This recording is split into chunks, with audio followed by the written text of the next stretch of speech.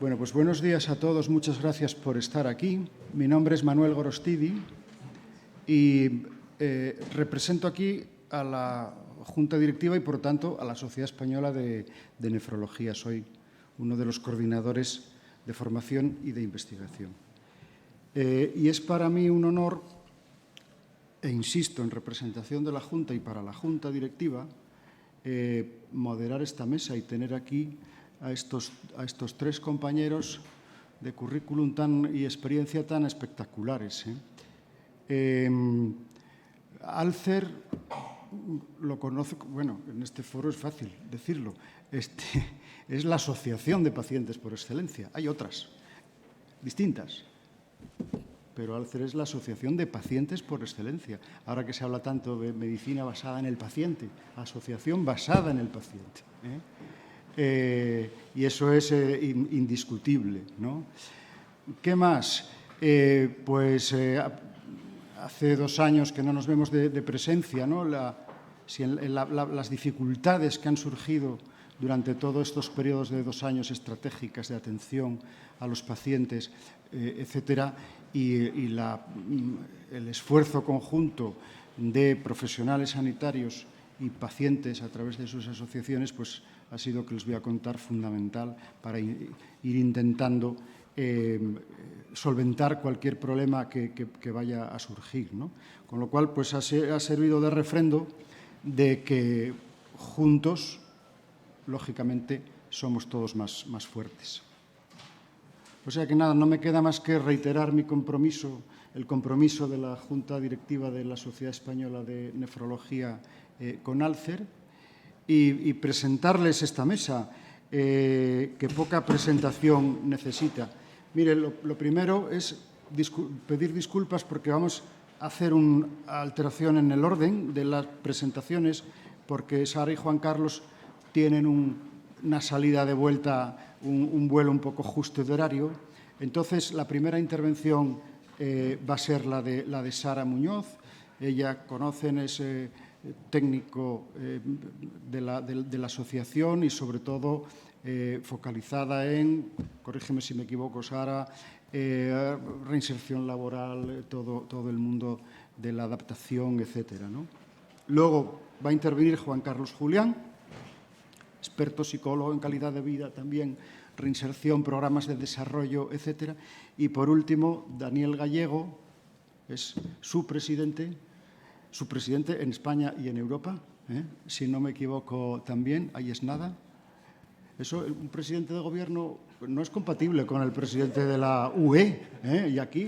Sí, la presidencia de Europa, España la tiene... Es verdad. Bueno, pues lo mismo o más importante. Sin más dilación, a Sara le voy a disparar desde el atril su presentación y la va a hacer desde aquí, desde la mesa. Ahí está. Ya está. Lo han puesto ellos. Muy bien.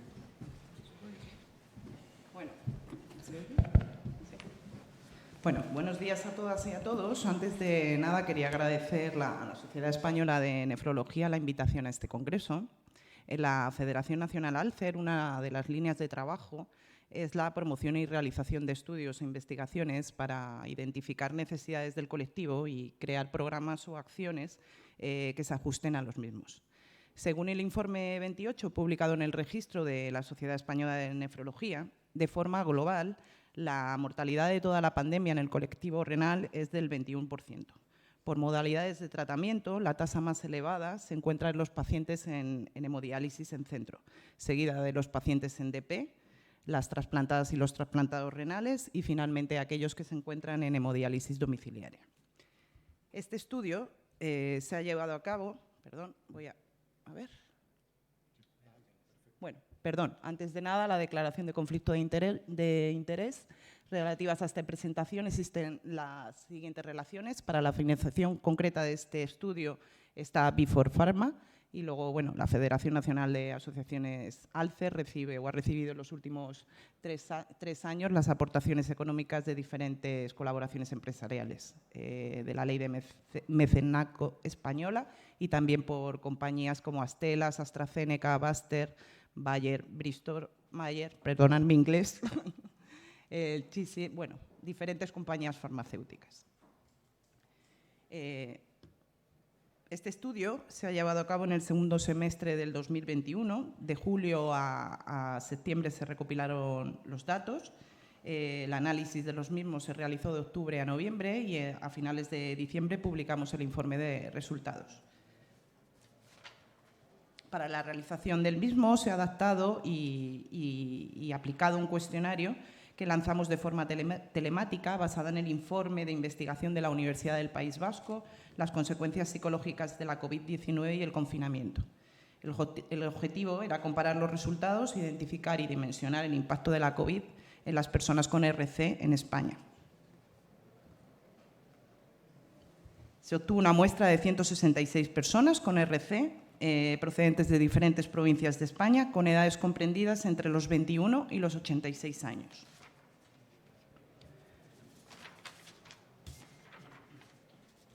Perdón. Bueno, según la figura 1, como pueden comprobar en el histograma que se muestra a continuación, la mayoría de los pacientes que han participado en el estudio, el 63,27%, se encuentran en las franjas de edad que se sitúan entre los 40 a los 65 años. La media de edad es de 51 años y en la figura 2, la distribución por género, hay una muestra significativa de ambos géneros, siendo un 55,42% hombres y un 44,58% mujeres. Si hacemos la distribución por modalidades de tratamiento, nos encontramos que un poquito más de la mitad de las personas encuestadas están trasplantadas, el 19,68% están en tratamientos de hemodiálisis, abarcando la hemodiálisis en centro sanitario, la domiciliaria y la hemofiltración online, un 13,66% en ERCA y, por último, un 6,63% en diálisis peritoneal.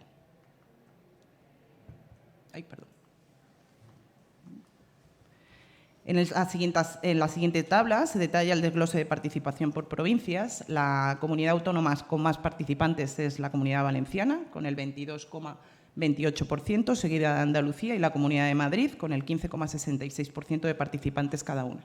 Como ven, la mayoría de las personas que han respondido a las encuestas pertenecen o tienen relación con la asociación Alcer, en un 84%, solo un 16% no conoce la entidad. Centrándonos en los resultados y haciendo la pregunta ¿ha tenido síntomas compatibles con la COVID-19?, encontramos que el 86,74% de la muestra no ha tenido síntomas compatibles con la COVID, un 4,21% los ha tenido pero no le han hecho un test de diagnóstico, un 3,01% tuvo un diagnóstico pero no fue hospitalizado y solo un 6,02% requirió hospitalización por COVID. Algunas de las secuelas que señalan las personas encuestadas son la fatiga física y mental crónica, la falta de memoria y, en casos más graves, estados de coma. En cuanto al impacto y a la exposición, en cuanto al tema de las revisiones o las citas médicas, muchos pacientes han visto limitados a la consulta presencial, pero la mayoría de ellos, es decir, el 25%, respondió que se habían sustituido por teleconsultas. Muchos pacientes han visto limitado su acceso al sistema de salud porque los recursos debían destinarse a atajar una crisis sanitaria sin precedentes. En el caso de las personas con enfermedad renal crónica que han tenido que aplazar la consulta o la intervención, el tiempo transcurrido ha sido de un 52,5% entre 1 y 3 meses, un 26,25% entre 4 y 5 meses, un 6,25% entre 6 y 12 meses y un 15% han tenido que esperar más de un año. Respecto al tratamiento farmacológico y su acceso por la situación de COVID y las medidas adoptadas de confinamiento, la mayoría, o sea, nos encontramos que solo un 63,85% de las personas no han tenido dificultades. Ahí tienen el dato del 36,15% de las personas que sí que han tenido dificultades con el acceso a la medicación. Las personas en tratamiento de hemodiálisis han tenido que acudir al hospital en un 70% de los casos, en un 80% en el caso de la diálisis peritoneal, dificultando su situación porque, además de tener los factores de riesgos que podían complicar su salud por el COVID, tenían el riesgo de traslado al centro y permanecer en un sitio cerrado y en contacto con personas. En el caso de las personas trasplantadas, el 36,36% recibió la medicación a través de la farmacia hospitalaria, un 29,72% acudió al hospital y un 24,32% de su farmacia habitual. Un 10,81% tuvo problemas para conseguirla y solo un 3,03% obtuvo ayudas de ONGs. Ahí va.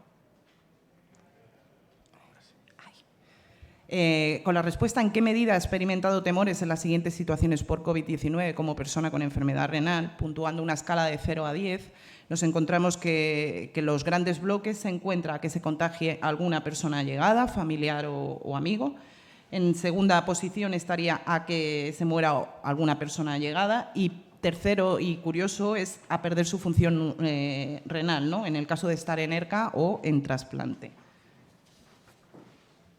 En cuanto a la información recibida, queríamos también ser conscientes de cómo el paciente renal se sentía informado con referencia a diferentes cosas. Por ejemplo, en la escala era también de 0 a 10, donde 0 era nada informado y 10 muy informado. En las formas de transmisión la media era de un 6,34, en síntomas, perdón, un 6,42 como media. En los índices de mortalidad o sobre temas de mortalidad, un 5,96. En las medidas de prevención y protección encontramos un 6,57% y en la vacunación un 6,52%. En cuanto a las repercusiones sociales y cómo le ha afectado esta crisis COVID a su vida social, es curioso que en la mayoría, bueno, más de la mitad de las personas que respondieron a la encuesta solo realiza actividades con sus convivientes. Y también es muy curioso el dato de las personas que totalmente no han tenido ninguna relación social, como es el 17,57%. También las repercusiones laborales, quisimos también ver cómo las medidas de prevención o qué cosas habían tenido en cuenta para el paciente renal. Hay que decir que la tasa de empleo de los pacientes renales es baja. La mayor causa o el mayor peso que tiene esa inactividad laboral es la incapacidad laboral. El colectivo que ahora mismo más trabaja es trasplante, aunque también hemodiálisis, y la mayoría de ellos pues no tenían trabajo, y los que sí que han continuado trabajando en trasplante, en ERCA también hay un gran número y bueno, en hemodiálisis, en diálisis, peritoneal baja también. Las medidas que se han tomado en relación al empleo o al mercado de trabajo han sido casos que hemos conocido de ERTE, ¿vale? Algunos sí que también han perdido el trabajo. Y bueno, en otros casos el tipo de trabajo que realizaban no les podían dar otro tipo de medidas y al final han tenido incluso que causar baja. En cuanto a las preocupaciones, como ven, se mantiene, hemos utilizado una escala de 5, ha disminuido mucho, ha disminuido un poco, permanece igual, se ha incrementado poco, se ha incrementado mucho. El malestar psicológico incrementa, también incrementa la incertidumbre, la preocupación por padecer o contraer algo grave, también la angustia, la ansiedad, los ataques en ese sentido. Luego el miedo a perder seres queridos, los sentimientos de soledad. Siguen manteniéndose, y eso también nos parecía importante señalar, que tanto los sentimientos de soledad como los sentimientos de culpa, como los sentimientos de hacerse daño, no quiero hablar de suicidio, pero esa es la línea, son pacientes que ya conviven con ello, independientemente de la pandemia, sino que ellos viven con esta sensación. Por último, también las capacidades de tomar decisiones y resolver problemas, también los pensamientos de que esté pasando algo que no sea real y también problemas con las relaciones sexuales. También hemos tenido en este congreso una mesa sobre la sexualidad, la afectividad, pues va en esa línea también. Aquí también destacar los problemas de salud física, el agravamiento de la que ya existe. Y bueno, comentar simplemente por lo de los sentimientos o prácticas religiosas o espirituales. En cuanto a la pregunta de calidad de vida, queríamos hacer una comparación, cuál es el estado de salud actual y cuál es el estado de salud antes de comenzar la pandemia. Y nos encontramos que,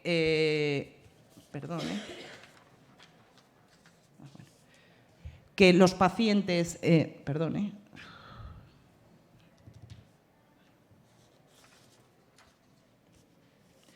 los resultados de este estudio muestran que los pacientes trasplantados son los que más alto puntúan en calidad de vida, entre el 70 y el 75. Las personas en diálisis peritoneal ofrecen los datos más bajos, 55 a 60. Los pacientes en ERCA consideran actualmente tener una disminución considerable de unos 20 puntos de calidad de vida con respecto a tiempos antes de la pandemia, entre el 50 y el 70. Y en el caso de pacientes en tratamiento de hemodiálisis, la diferencia es de 5 puntos. En el escenario actual, la población con enfermedad renal crónica ha tenido que adaptarse al confinamiento de manera urgente e inesperada, lo que ha traído consigo una mayor incertidumbre en relación con su bienestar. Se ha visto afectada su movilidad física, las relaciones interpersonales, las actividades recreativas, el diagnóstico, la evaluación y el tratamiento de dolencias y enfermedades, la situación económica y familiar, y ha empeorado la depresión, la ansiedad, la soledad, la desmotivación y la apatía, y otras alteraciones psicológicas. Todo lo anterior actúa sobre la percepción de calidad de la persona, el bienestar y la sensación de seguridad.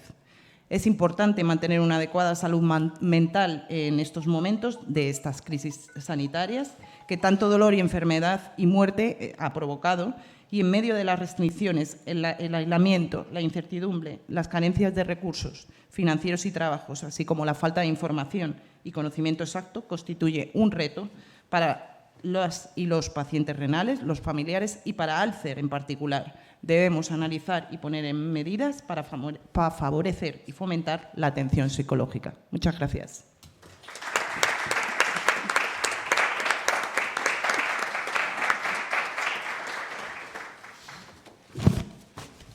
A continuación, Juan Carlos Julián.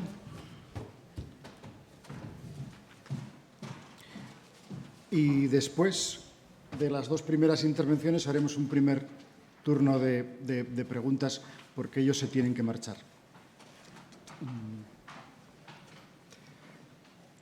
Muchas gracias. ¿Ahora sí? ¿Sí? Sí. Bueno, me uno a los agradecimientos en primer lugar. Muchas gracias a la Sociedad Española de Nefrología por la oportunidad de dar a conocer un poco el trabajo de la asociación y ver en qué medida puede ayudar al trabajo que realizáis los profesionales en vuestros centros de trabajo. En primer lugar, pues, la declaración de conflicto de interés. Alcer es una asociación que recibe aportaciones en general de todos los estamentos, subvenciones públicas o no, y son más conflictos de interés aparente porque no hay ninguno relacionado con lo que voy a contarles a continuación. Para poder responder a la pregunta que hacíamos en primer lugar, si es suficiente o no la calidad de vida para medir la perspectiva de los pacientes, bueno, pues lo primero que hicimos es analizar cuáles son las definiciones de calidad de vida, y ahí tenemos el primer conflicto. No hay una definición unánime de calidad de vida. Evidentemente, tenemos una referencia, que es la que hace siempre la Organización Mundial de la Salud, y tenemos unos nexos de unión. O sea, el principal y más importante es que la medida de la calidad de vida es una medida de la perspectiva del paciente, y está ligada con la pregunta que hacíamos. Es una medida de la perspectiva del paciente que no tiene en exclusiva que ver con la sintomatología clínica. Evidentemente sí, pero es cómo repercute esa sintomatología clínica en la vida de la persona, que no exclusivamente en la salud, sino relacionado con ello.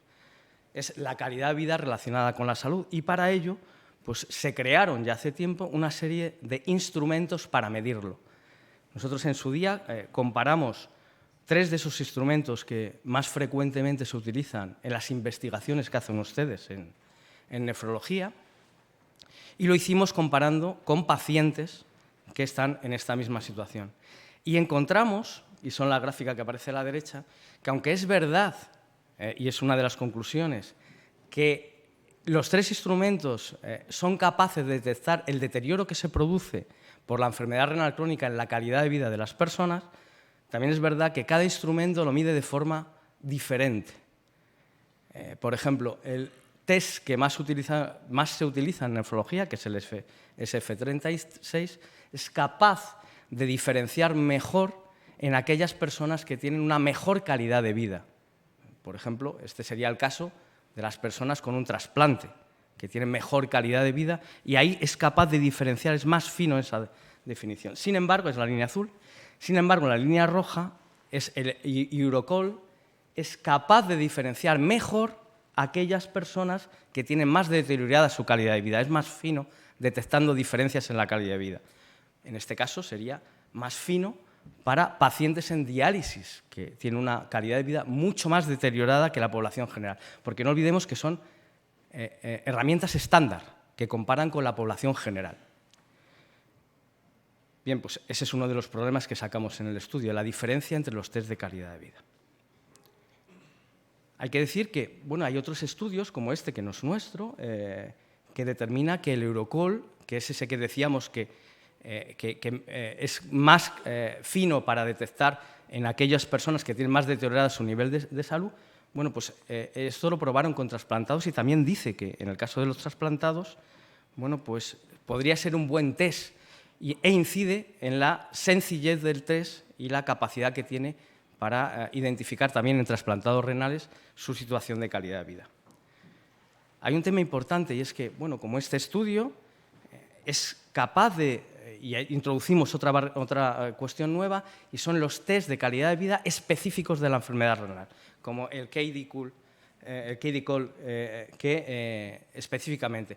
Pero hay herramientas de cálculo que permiten mapear las puntuaciones que, por ejemplo, se dan en el Eurocall a partir del SF36 específico de enfermedad renal crónica, que es el KD-COL. ¿Esto qué significa? Significa que podemos comparar la situación de calidad de vida utilizando diferentes tests.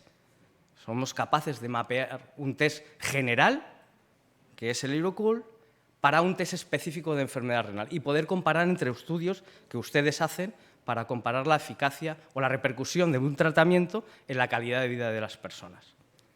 Bien, esto lo hicimos nosotros también y sacamos un poco las mismas conclusiones, pero comparamos los 3 tests que les decíamos anteriormente.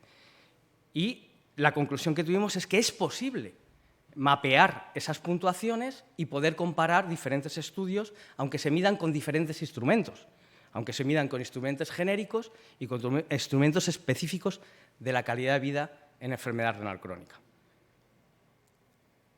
Bien, aún así, empezamos a analizar, porque la enfermedad renal crónica tiene una alta tasa, muy alta, de trastorno emocional. Y analizamos si ese trastorno emocional puede tener repercusión en la calidad de vida. Es cierto que los test de calidad de vida miden afectividad, miden trastorno emocional, pero lo que encontramos aquí, con este sistema de cálculo, es que ya desde la primera sintomatología puede afectar a la calidad de vida y los test de calidad de vida no lo están midiendo. Y eso es un tema importante porque encontramos el mecanismo por el cual la afectividad, la depresión y la ansiedad está afectando a la calidad de vida, y es a través de la percepción de los síntomas. Y esto es extremadamente importante porque es lo que habitualmente ustedes recogen en sus estudios de investigación. ¿Qué quiere decir esto? Pues que hay que tener en cuenta la influencia de los factores emocionales cuando ustedes están midiendo la repercusión de la calidad de vida en un tratamiento. ¿Por qué? Porque si no lo hacemos, y este es otro estudio que no es el nuestro, ellos analizaron muchas más cosas que tienen que ver con la calidad de vida. Analizaron expectativas, autoeficacia, por supuesto estado emocional, ansiedad, depresión, apoyo social y estrategias de afrontamiento. ¿Todo esto para qué? Para analizar si realmente el tratamiento que ustedes están estudiando está afectando a la calidad de vida, porque si utilizamos test genéricos es probable que no sean capaces de captar esa diferencia que se produce en la calidad de vida antes o después de la implementación de un nuevo tratamiento. Para que no pase lo que pasa con las... Este es un consorcio muy conocido de resultados en salud. Fíjense que en la parte de la derecha, en las partes más verdes oscuras, hablan de las medidas informadas en salud de los pacientes y del bienestar. No hablan nada de estado emocional. Si ustedes analizan ese consorcio, verán que en el consorcio participaron representantes de los pacientes. 1, con 18 clínicos. Si queremos ver la perspectiva del paciente, tenemos que ver la perspectiva del paciente. En el resultado pueden ver que no es. Y toda la evidencia científica va en torno de la importancia de analizar el estado emocional y la repercusión que tiene en la calidad de vida de los pacientes y que puede estar interfiriendo en el tratamiento que ustedes realizan, o uno específicamente. Hablamos de afrontamiento y es que los estilos de afrontamiento, y este es otro estudio donde estamos involucrados desde el principio y con profesionales sanitarios en el método de análisis, que no voy a meter en ello, hay un póster aquí en el Congreso que lo pueden ver, indica entre sus conclusiones que identificando esos factores de afrontamiento, e introducimos un módulo nuevo, la calidad de vida es importante, es útil, pero probablemente no es suficiente. Necesitamos otras medidas, y es posible, para analizar la perspectiva del paciente, como los estilos de afrontamiento. ¿Qué conclusión decíamos? Que la identificación de estilos de afrontamiento contribuye a un mejor entendimiento de los pacientes con enfermedad renal crónica y señala la necesidad de acompañamiento psicológico. En este caso, estamos hablando de investigación y no de intervención, pero en el caso de investigación sí que permiten que no esté interfiriendo en las actuaciones que realizan ustedes en el ámbito clínico. Este es otro estudio diferente que corrobora un poco lo que les estaba diciendo de los estudios nuestros, y es que el afrontamiento puede ser predictor de la calidad de vida. Y puede ser predictor porque, de forma intuitiva, ustedes lo conocen, depende cómo la persona afronta la situación, tiene mejores resultados, independientemente de las actuaciones que ustedes hacen en el ámbito clínico. Pero es importante conocerlas para controlarlas y para poder actuar sobre ellas. Esto es uno de los resultados. Las estrategias de evitación y de aproximación son factores que pueden influir, sobre todo en el ámbito de la adherencia, y con ello mejorar o perjudicar el tratamiento. Este es otro ejemplo. El prurito asociado a la enfermedad renal crónica es otro ejemplo donde la afectividad es extremadamente importante. Y aquí, y es otra de las herramientas que quería poner, lo que analizamos es, bueno, pues podemos utilizar test generales de calidad de vida, pero vamos a analizar todo lo que se ha hecho en prurito, que hay muchas escalas. Vamos a ver escalas de sueño, escalas de picores, las escalas generales, ahí lo tienen, de los test generales de calidad de vida y también el Key de Cool, y hacer una escala específica para analizar qué repercusión tiene el prurito en la calidad de vida de la persona.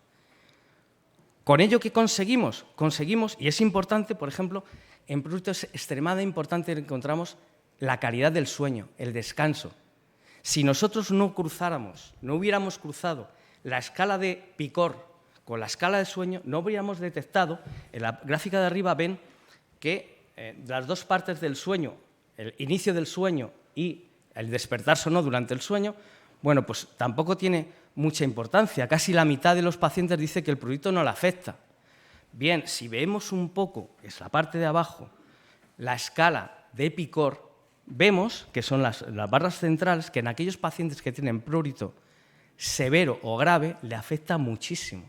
Y son las personas que tienen prurito ligero las que están distorsionando a la medida de arriba. Si solo hubiéramos medido, en este caso, calidad adaptada en prurito, no hubiéramos diferenciado la otra de ahí abajo. Es importante, por tanto, muchas veces analizar en profundidad qué es lo que queremos hacer con el tratamiento y para medir la perspectiva del paciente, qué es realmente lo que tenemos que hacer. Porque puede darse esta situación. Ese es otro estudio, es otro, en el que analizaron, que quieren analizar satisfacción en pacientes en tratamiento de anemia. Y lo compararon con un valor clínico que todos entendemos que es fundamental, que es la puntuación de hemoglobina. Bien, pues en los resultados sacaron que no había diferencia estadísticamente significativa en la satisfacción del paciente independientemente de su puntuación en hemoglobina. ¿Pero cómo es posible? O sea, si afecta terriblemente la hemoglobina a la función física. Bueno, pues la conclusión, y es para no errar en esa conclusión, si ven ustedes en la metodología solo utilizaron un test específico para enfermedad renal sobre satisfacción, pero solo uno.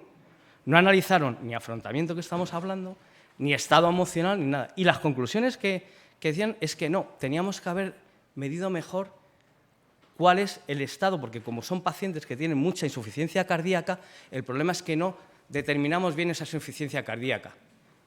Puede ser, puede que necesitemos una herramienta para determinar y para aislar los pacientes con insuficiencia cardíaca, pero realmente lo que tenemos que medir es que hemos errado en medir la perspectiva del paciente.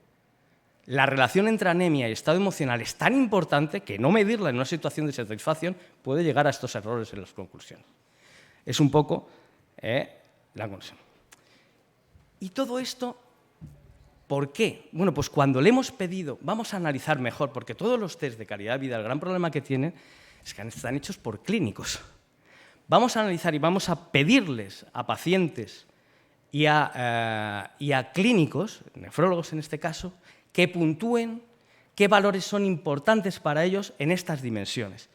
Y vemos que en la dimensión física, en la sintomatología, fundamentalmente en el tema afectivo, son diferencias entre puntuaciones, es lo que ilustran las gráficas. E incluso en el tema cognitivo de cómo ellos creen que puede repercutir en la enfermedad renal, están muy de acuerdo los pacientes. Eso es lo que mide un test de calidad de vida, de los estándares. Sin embargo, cuando hablamos de satisfacción, como el estudio anterior, y cuando hablamos de experiencia, lo que le importa a un médico y lo que le importa a un paciente es totalmente distinto. Y por eso es importante utilizar otras herramientas, que las hay, para medir la perspectiva del paciente. No lo quiero aburrir más y sí quiero darles unas conclusiones para resumir todo esto que les he contado. En primer lugar, que la medición de la calidad de vida relacionada con salud, con los test estándar que tenemos, es una medida útil, pero que probablemente es necesaria, pero no es suficiente.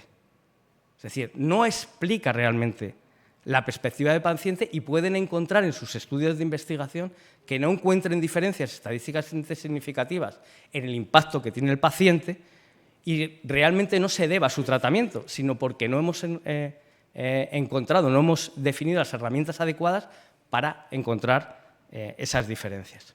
La calidad de vida relacionada con la salud no es solo lo que miden los test.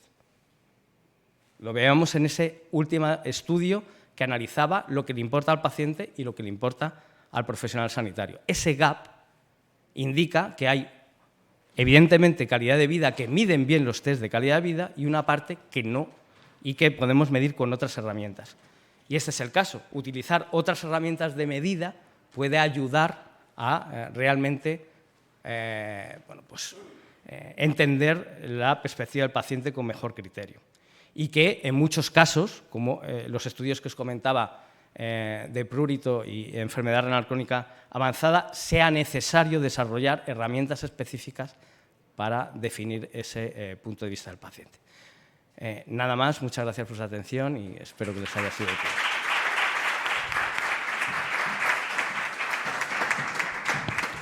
Muchas gracias, Sara, antes. Muchas gracias, Juan Carlos, ahora. Les había comentado que desafortunadamente y por motivos logísticos de viajes, Sara y Juan Carlos nos tienen que dejar, con lo cual vamos a abrir ahora un pequeño turno de preguntas en la sala para ellos dos, antes de que se marchen.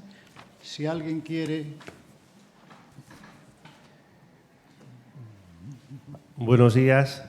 Yo soy José Luis, psicólogo de la Fundación Renal y bueno, la verdad es que me ha encantado las exposiciones que habéis hecho porque bueno, se hace mucho énfasis en el impacto psicológico que provocan tanto los aspectos relacionados con el COVID como también la medición de la calidad de vida. En este caso, a Sara le querría preguntar, con todos estos datos que has planteado de las dificultades laborales que se encuentran, ya no solo relacionadas con la pandemia por el COVID, que eso digamos que destruyó mucho más las posibilidades de trabajar, ¿qué medidas desde el punto de vista laboral o formativo te parece que son las más indicadas para llevar a cabo? Y en el caso de Julián, pues entiendo, la verdad es que la exposición también pues, ha sido muy buena y enhorabuena. Y te diría, O sea, antes de evaluar la calidad de vida, ¿crees que se debe intervenir sobre los aspectos emocionales que afectan a los pacientes?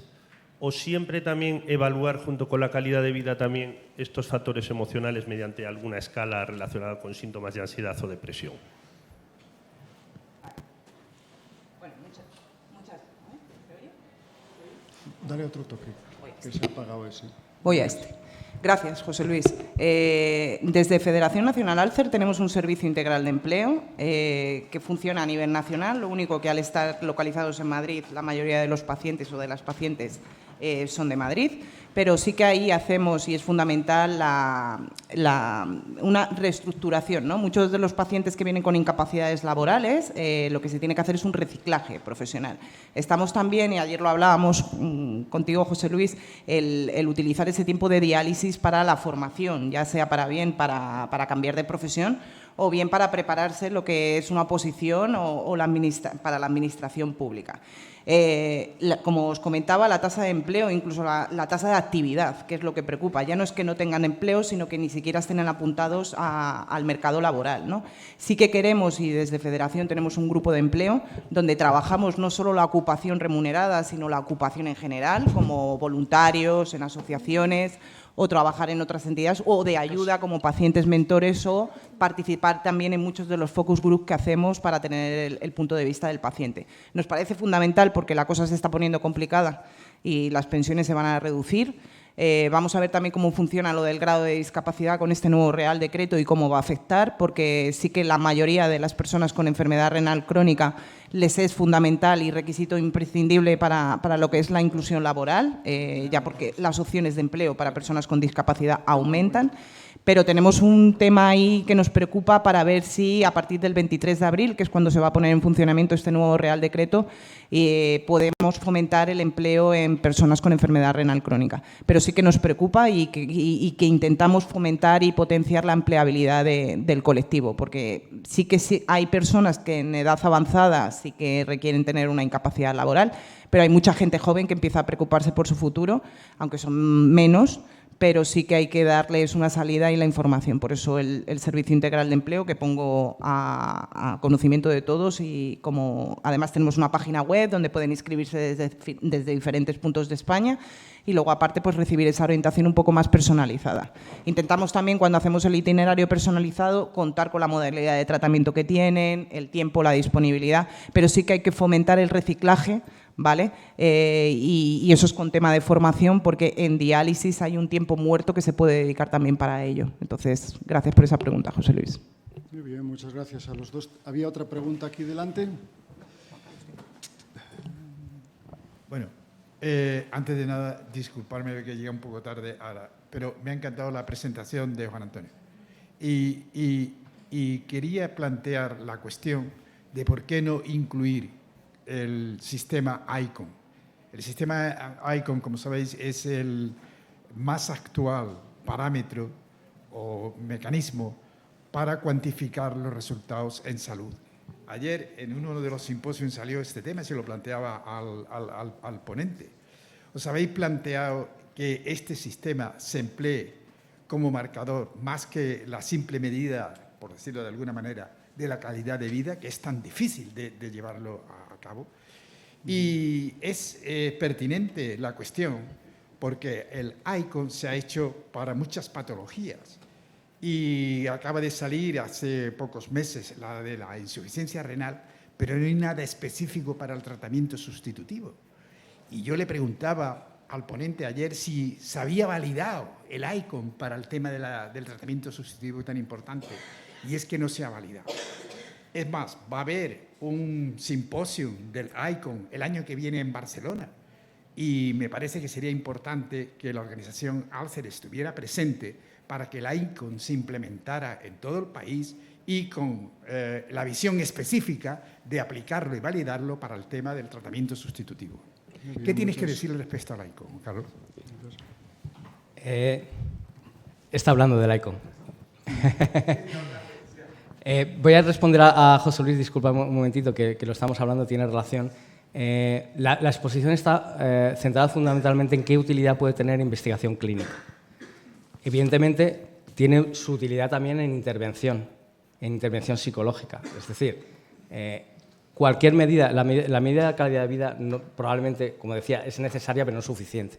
Y son medidas muy útiles para orientar la intervención clínica y la intervención psicológica. Son muy útiles. ICON, a mi juicio, tiene un problema muy grave. Y es que es un problema desarrollado por profesionales con poca intervención de los pacientes. Y como mostraba en la gráfica, no habla nada de afectividad, que es uno de los grandes problemas en enfermedad renal crónica, especialmente en trastorno renal sustitutivo, como bien estaba apuntando.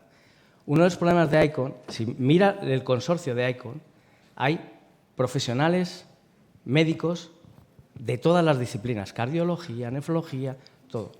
Representantes del paciente hay uno. Uno. Para el caso de enfermedad renal hay varios. Sí. Para el caso concreto de Bueno, estuvo Hans... estructurado, ¿sabes?, en diferentes pacientes. Sí. Pero para el caso de la enfermedad renal, Ajá. hay muchos pacientes, incluso asociaciones de... Sí. El Kidney Foundation, por ejemplo, está presente. Kidney Foundation, que no es una asociación de pacientes. La National Kidney Foundation no es la Asociación Americana de Pacientes, es la American Kidney Association, Kidney Patient Association. Es uno de los ejemplos. Cuando las cosas están diseñadas desde el principio, con pacientes, no digo representantes de pacientes, con pacientes y pacientes, es el resultado que mostraba en la última diapositiva. Y el ICON es uno de los mejores ejemplos. Está muy bien diseñado para sintomatología, pero muy mal diseñado para repercusión en la enfermedad. Y eso es lo que le falta al ICON.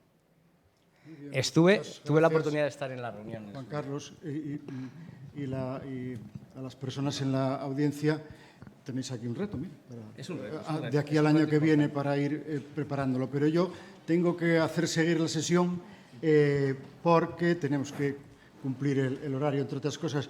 Y en este momento, además, voy a hacer un alarde que dicen que los chicos no podemos hacer 3 cosas a la vez.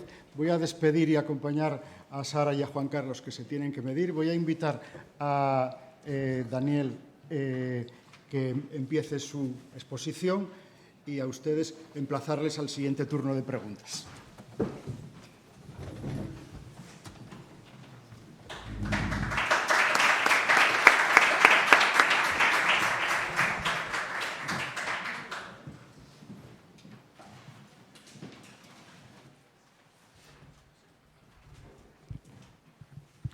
Pues nada, muchas gracias Juan Carlos, Sara, Ana, buen viaje.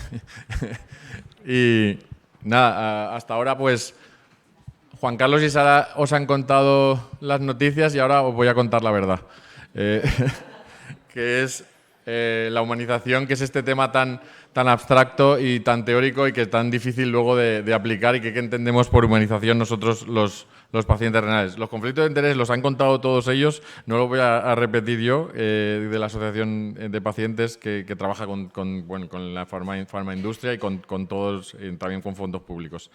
La primera pregunta que nos hacemos siempre ¿es necesario humanizar? O sea, ¿realmente los seres humanos que aplicamos en el ámbito sanitario los protocolos, las estrategias, ¿de verdad es necesario humanizar? Pues absolutamente sí. O sea, porque de verdad que tenemos que hacer que la atención sanitaria sea más cercana, más afable, más familiar, con más sonrisas y que realmente llegue a las personas, que no pensemos que todo está en los protocolos, ni en las guías clínicas, ni en las estrategias. Absolutamente no. O sea, necesitamos hacerlo más personalizado, más cercano y sobre todo abordar el impacto humano de la enfermedad renal crónica más allá del impacto clínico, que está muy claro que vosotros, los nefrólogos y nefrólogas y los psicólogos en general, lo sabéis cuál es el impacto clínico, pero no está todo en la función renal, no está todo en la proteinuria, no está todo en los inmunosupresores. De verdad que el impacto humano, y ahora os voy a decir qué entiendo por impacto humano de la enfermedad renal crónica o qué entendemos por el impacto humano. Por supuesto, los pacientes van a ir a buscar información a Internet o van a ir a buscar en las redes sociales. Por favor, darles información fiable y contrastada donde puedan buscarlo, porque lo van a buscar, van a ir al doctor Google y van a poner proteinuria, van a poner glomerulonefritis, van a poner cosas, diálisis, y van a ir por ahí buscando información siempre. Entonces, es mejor que les demos dónde encontrarlas, y eso también es humanizar, ¿no? Decir, oye, mira, si quieres más información, acércate a la asociación de pacientes, o habla con tal persona, o ves a ver esta página web que es una fuente de información. Y, por supuesto, el lenguaje y los términos sanitarios que uséis, yo no entendía nada al principio cuando tenía 20 años de que creatinina, proteinuria, o sea, unos términos que no te suenan para nada y que vosotros estáis muy familiarizados con ellos, pero de verdad que los pacientes salen entendiendo un 10 o un 20% de lo que les habéis dicho, y es imposible que procesen toda la información que les dais en las consultas. O sea, se ven incapaces porque además tienen el bloqueo emocional que estábamos hablando, y de verdad que llega un momento que ya no entiendes nada y no saben, y muchas veces les dice, pero una cosa es lo que vosotros decís y otra cosa es lo que ellos escuchan. Entonces, de verdad que necesitamos más materiales adaptados a los pacientes con lenguaje coloquial y que realmente entiendan lo que es, lo que es el impacto humano de la enfermedad. Se define claramente por la calidad de vida relacionada con la salud, que Juan Carlos ya os ha dado la masterclass de lo que es la calidad de vida relacionada con la salud. Son las actividades de la vida diaria, poder seguir con las actividades de la vida diaria. Da igual que estés retirado, que estés jubilado, que no estés trabajando, tú quieres seguir paseando al perro por el parque o yendo al cumpleaños de tu hijo o de tus sobrinos, o quieres ir a la boda de quien sea. O sea, eso es las actividades de la vida diaria. Por supuesto, participación social. Quieres seguir participando socialmente con tus amigos, con tu círculo más cercano o incluso no cercano, quieres tener una participación social. También es la calidad de vida relacionada con la salud de los cuidadores y los familiares. La enfermedad renal crónica no solo afecta al paciente, afecta mucho a sus familiares, sus padres, su madre, su pareja, sus hijos, porque todos adaptan la vida a la enfermedad renal crónica, a las sesiones de diálisis, a cocinar, a la dieta. Todo el mundo se va de vacaciones en diálisis con todo arreglado, y toda la familia está involucrada, ¿no? Entonces, creo que también tenemos que involucrar a los cuidadores y los familiares. Por supuesto, los síntomas molestos o desagradables, más allá de lo que estábamos hablando, pues prurito, por ejemplo, síntomas molestos como dolor, insomnio, todas esas cosas también son el impacto humano de la enfermedad. Por supuesto, las necesidades no cubiertas, que ya sabéis que es la sexualidad. La sexualidad no es solo la cama, la sexualidad es cómo te sientes de atractivo, autoestima, apariencia física. Todo eso le importa mucho a los pacientes, especialmente a adolescentes y jóvenes. Ya sabéis que muchos tienen vergüenza de tener un catéter, de tener un acceso vascular, no van a la playa por eso, se sienten diferentes. O sea, tener en cuenta también, incluso con mediana edad, también lo sufren. La sexualidad, siempre lo digo, no se jubila. La sexualidad es sentirte atractivo independientemente de lo que es la cama. Y, por supuesto, los aspectos éticos, que muchas veces no sabéis lo que es la responsabilidad de pedir un trasplante, la responsabilidad de la adherencia de la medicación, o los aspectos éticos de las sustancias que vienen pues, de células madres y demás, todo esto que va a venir de las sustancias de origen humano, que eso también es el impacto humano de la enfermedad renal crónica.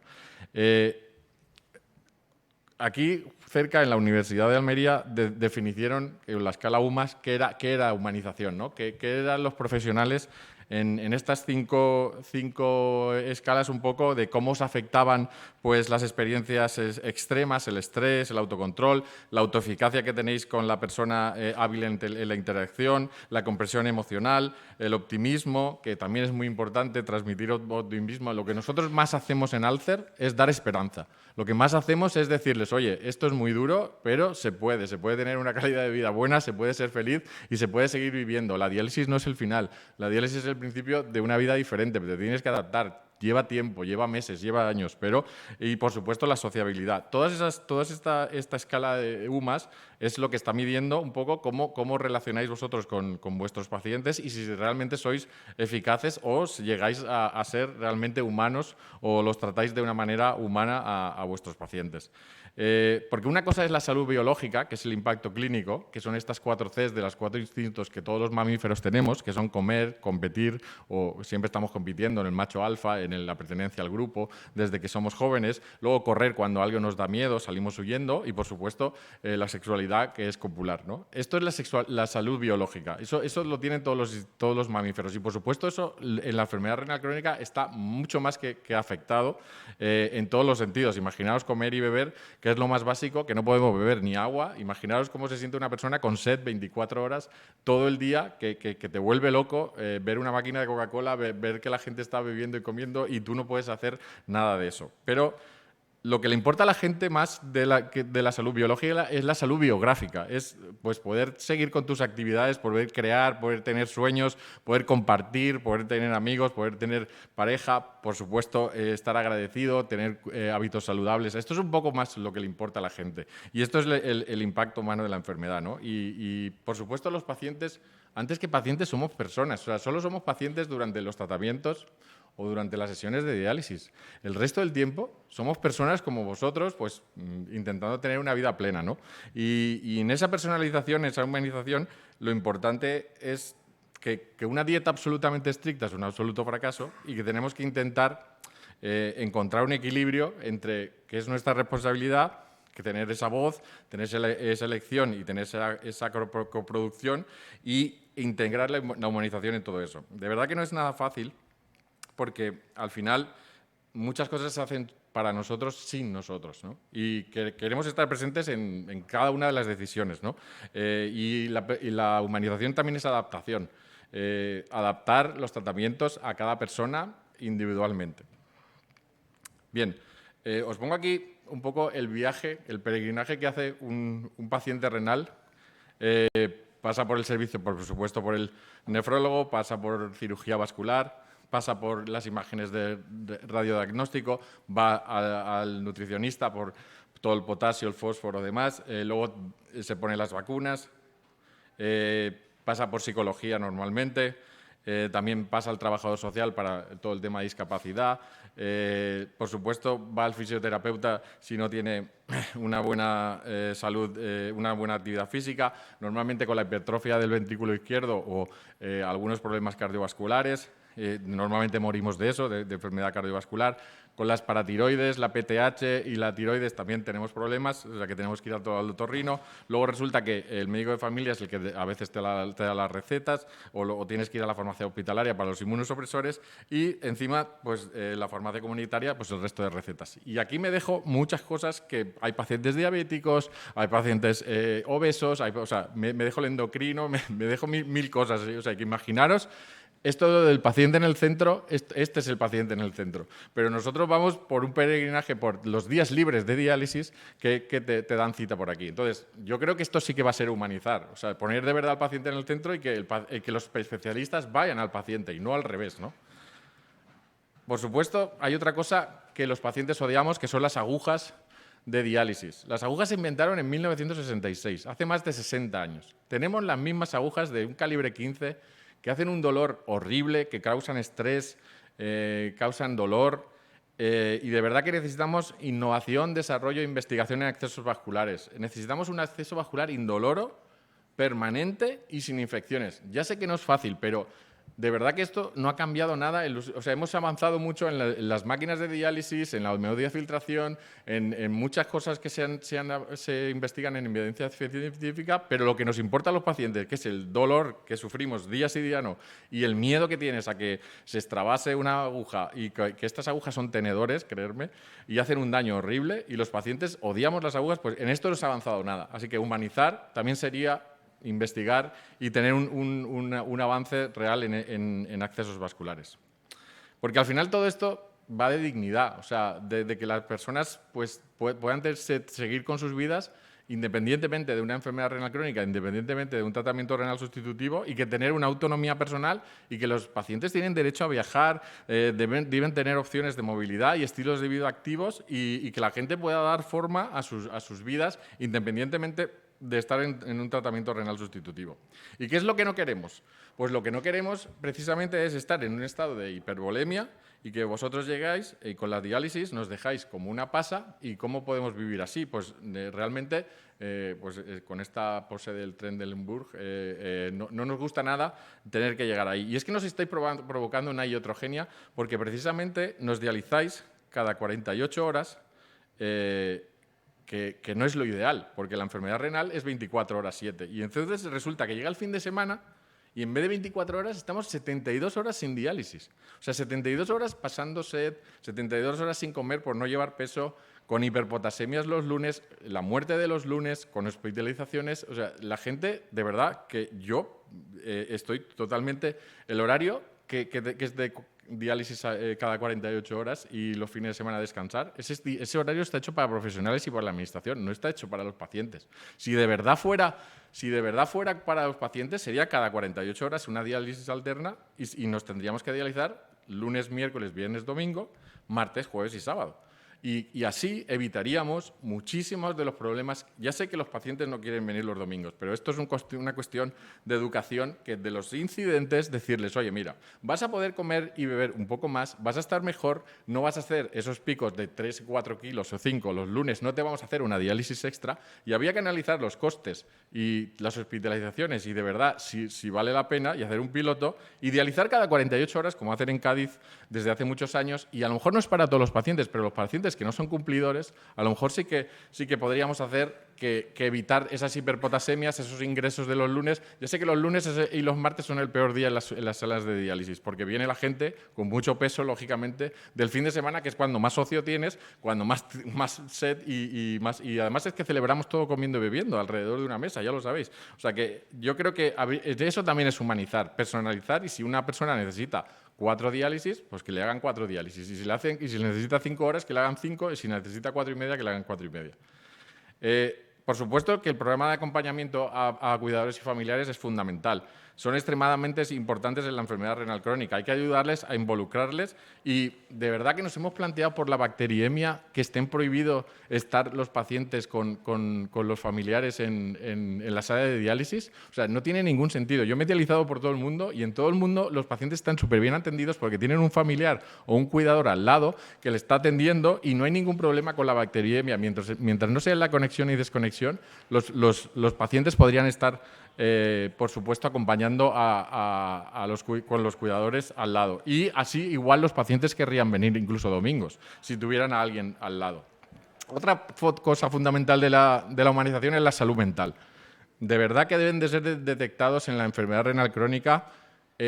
Lo que te hace madurar en la vida no es el sufrimiento en sí, es el sufrimiento aceptado. Cuando tú aceptas algo completamente, y eso tardas años porque es una enfermedad renal crónica que no tiene cura y que dependes de una máquina para vivir, de verdad que hay que trabajar mucho en la aceptación. Y como decía Juan Carlos, el afrontamiento es fundamental. O sea, por mucha medicación que le deis, mucha intervención que hagáis, si uno tiene unos desórdenes emocionales, no va a cumplir y no va a estar bien nunca. O sea, de verdad que necesitamos unas herramientas prácticas, porque las herramientas de calidad de vida han sido diseñadas por profesionales y no incluyen sexualidad, no incluyen apariencia física, no incluyen autoestima, no incluyen cosas importantes para los pacientes. Y también, por ejemplo, el insomnio tampoco está muy bien abordado en enfermedad renal crónica. O sea que necesitamos esa evaluación continua para los pacientes renales. Y me estoy quedando sin tiempo, pero también humanizar es, por supuesto, que todo el que pueda esté en su casa. Todo el que pueda. Ya sabemos, la cronicidad tiene que manejarse en entorno domiciliario siempre que se pueda. Ya sabemos que no va a ser el 90% ni el 80% de los pacientes, pero ahora mismo solo tenemos el 10%. Necesitamos llegar al 30 o 40%, ¿no? Y de verdad que da una libertad. La dictadura del horario del hospital, eso es absolutamente trágico para los pacientes, porque pierden todo el día. La ambulancia, van, vienen, pierden todo el día. O sea, todo el que pueda tiene que estar en casa.